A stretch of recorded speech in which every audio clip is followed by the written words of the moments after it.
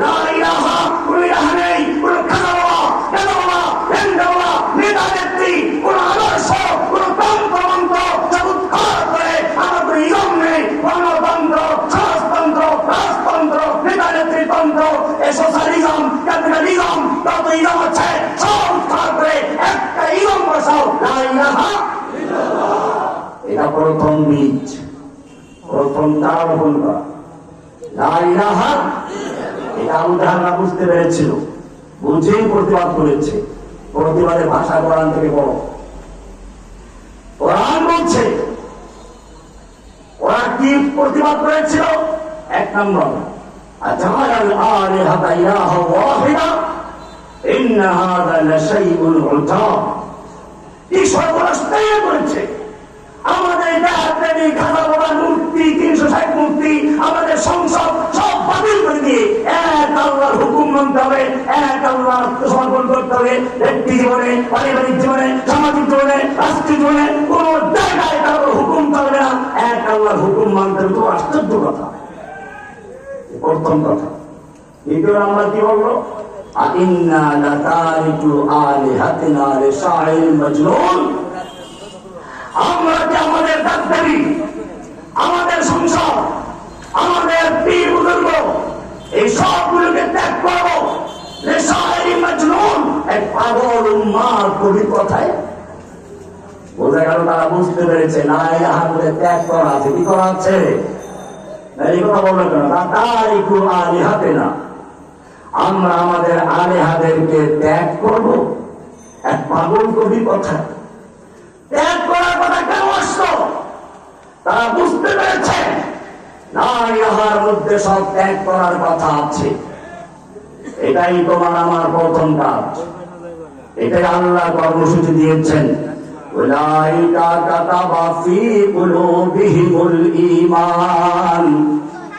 প্রথম কাজ হলো অন্তরের ক্ষেতটা পরিষ্কার করে, অন্তরের দেয়ালটা পরিষ্কার করো, কাপ খালি করো। একটা ভরা কাপের পানি দেওয়া করে আগে পানি খালি করতে হবে, কাপ খালি করো। যত রকমের তন্ত্র মন্ত্র আছে সব খালি করে এরপরে ইল্লাল্লাহ বসাও। কি বসাও? এইটা তোমার প্রথম কাজ। এটা কি? এইটা নিয়ে আমরা তখন মাঝে নেমেছিলাম, এখন এইটা নিয়ে মাঝে আছি। হয়তো তুমি বুঝতে পারছো না, তুমি শয়তানের খপ্পরে পা দিয়েছ। ভালো করে বুঝো, লা ইলাহা ইল্লাল্লাহ মানে হচ্ছে উলাইকা কাতাবা ফি কুলুবিহিমুল ঈমান। তাদের অন্তরে ঈমানের বীজ রোপণ করেছে। তোমাকে যদি সমাজে কাজ করতে হয়, প্রথম কাজ হচ্ছে এই দাহিরি সমাজে, কুফরি সমাজে তাওহীদের প্রথম বীজ রোপণ করতে হবে। এটা তোমার প্রথম কাজ। দুই নাম্বার কাজ কি? বীজ রোপণ করা পরে কৃষক খেতের কাজ ধরে যায় নাকি? তাই ঘুমায়? আল্লাহ বলছেন না, ওয়াযায়্যানাহু ফি কুলুবিকুম।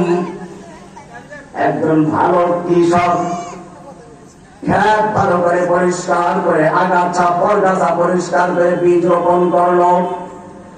এরপরে পুরাতন সেই গাছ গাছালি আগাছা পরগাছা যদি আবার দাঁড়িয়ে যায়, এইটা যাতে না আসতে পারে সেজন্য কাজ করে কি? ওয়াযায়্যানাহু ফি কুলুবিকুম।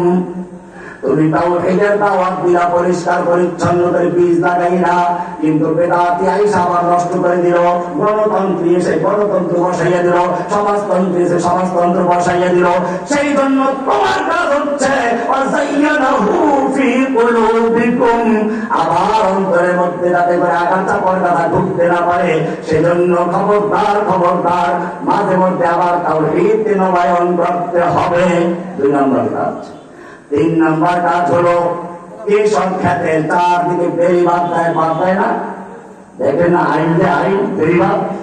কোরআন বলছে ওয়াকাররাহা ইলাইকুমুল কুফরা ওয়াল ফুসুকা ওয়াল ইসয়ান, যাতে করে লবণ পানি ঢুকতে না পারে, বন্যার পানি ঢুকতে না পারে, রাক্ষসী মাছ ঢুকে তোমার ক্ষেত নষ্ট করতে না পারে, সেজন্য বেরিবাদ দিতে হবে।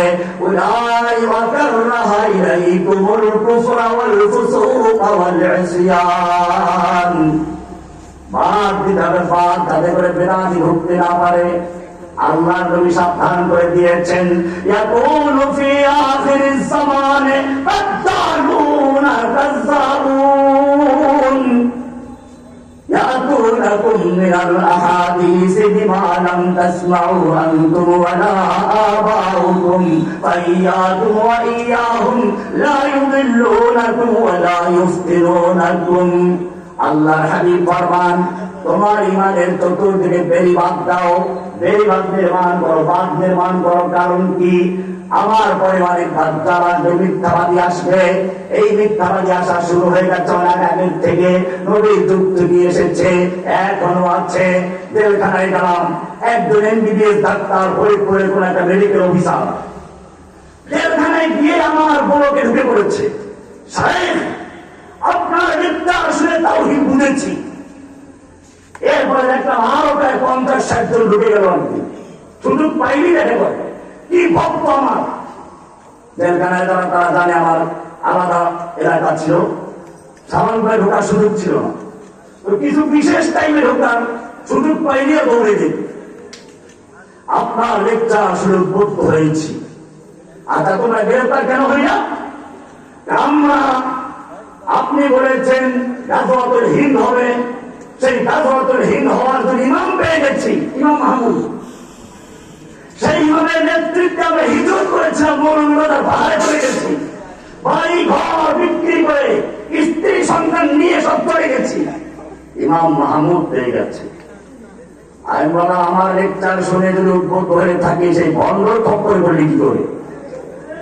আমি তো কখনোই বলি নাই যে গাজওয়াতুল হিন্দের নেতৃত্ব ইমাম মাহমুদ, সে আমার ল্যাংড়া হবে।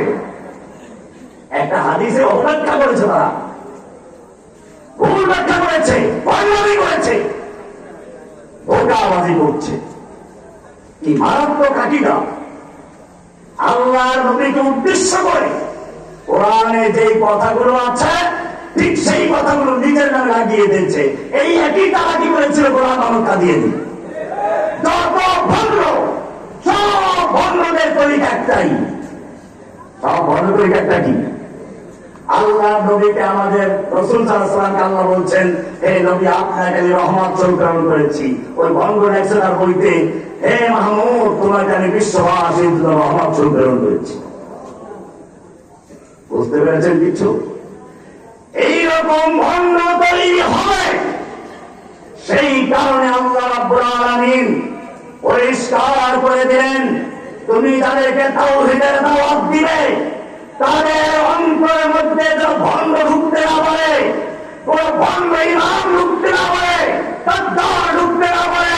সেজন্য তোমার কাজ হচ্ছে ওয়াকাররাহা ইলাইকুমুল কুফরা ওয়াল ফুসুকা ওয়াল ইসয়ান। এইভাবে সাহাবায়ে কেরামদের মধ্যে আল্লাহ কাজ করেছেন, একদল লোক তৈরি করেছেন। যদি বাংলাদেশে সত্যিকার অর্থে ইকামত দ্বীনের জন্য কাজ করতে চাও, আমি তোমাদের পরিষ্কার করে দেই, হুটহাট করে তাড়াহুড়া করে দুইটা পটকা মেরে ইসলাম কায়েম করা সম্ভব না।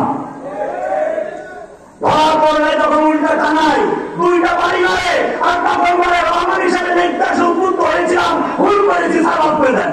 এই তোমার ইমান? এই ইমান দিয়ে যুদ্ধ করবে, রহমানিকে ফাঁসাইয়া দিয়া, আর তুমি বাঁচার চেষ্টা করলা। রহমানের নিজের কানে শোনা, বহু লোকের রিমান্ডে আমি সাক্ষী ছিলাম, আমাকে একটা আলাদা রেখে দিয়ে এরপর রিমান্ডে যেখানে দেওয়া হয়, আমাকে তো রিমান্ডে নেওয়াই যাচ্ছে, আমাকে পিটাইয়া পুড়াইয়া নির্যাতন করে ক্লান্ত করে শুয়ে রেখে তারপরে অন্যদের পিটানো শুরু করে।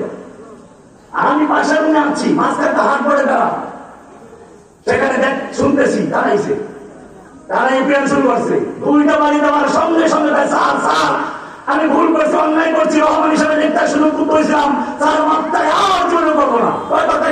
রহমান কোন কোন জায়গায় কে ধরে দেয়, তোর সব দাঁড়িয়ে সবাই দেয়। ইতিহাস পড়ো।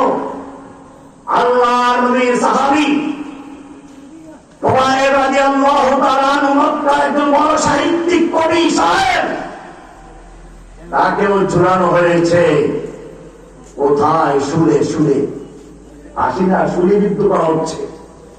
সেই সময় বলা হলো, খুবাইব, তোমার মতো একজন কবি সাহিত্যিক, তোমাকে হত্যা করা আমাদের খুব কষ্ট লাগছে। তুমি খালি বলো তোমার নবীকে তোমার জায়গায় রাখা হোক, তোমাকে ছেড়ে দেওয়া হোক। এই কথা বললেই তোমাকে ছেড়ে দিব। তোমার নবীকে রাখা সম্ভব না, কারণ সে বুদ্ধি নেয়। তবুও যদি তুমি খালি মুখে স্বীকার করো তোমার জায়গায় তোমার নবীকে রাখা হবে আর তোমাকে ছেড়ে দেওয়া হবে, এতটুকু কথা বললেই আমরা তোমাকে ছেড়ে দিব। খুবাইব রাজি হয়ে গেছিলেন? ইতিহাস পড়ো, বুখারীর 2য় খণ্ড পড়ো, কিতাবুল মাগাজি, পরিষ্কার লেখা আছে। তিনি উত্তর দেন, এ মক্কার কাফেররা শুনে রাখ, আমাকে ছেড়ে দিয়ে আল্লাহর নবীকে এখানে রাখবেন, এই কথা বলা দূরের কথা, নবীর পায়ে একটা কাঁটা বিদ্ধ হবে আর খুবাইব তার স্ত্রী সন্তান নিয়ে আরামে থাকবে, তো বরদাস্ত করি না। তাকে সুলিবিদ্ধ করা হলো। এই হচ্ছে সেই সাহাবী যারা বুঝে শুনে ঈমান গ্রহণ করেছিলেন। ওয়ারিস সূত্রে প্রাপ্ত ঈমান নয়।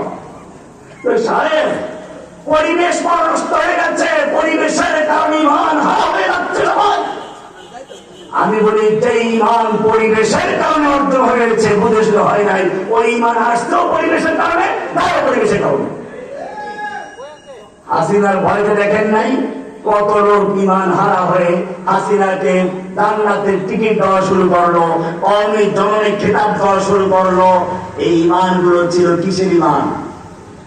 পরিবেশের ঈমান, ওয়ারিস সূত্রে প্রাপ্ত ঈমান।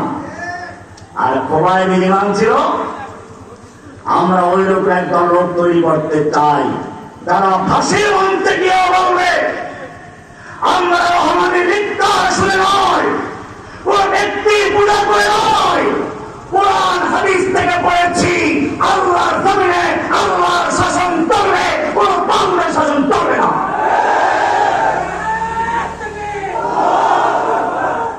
আমরা কোরআন থেকে পেয়েছি, লাকাদ কানা লাকুম ফি রাসূলিল্লাহি উসওয়াতুন হাসানাহ।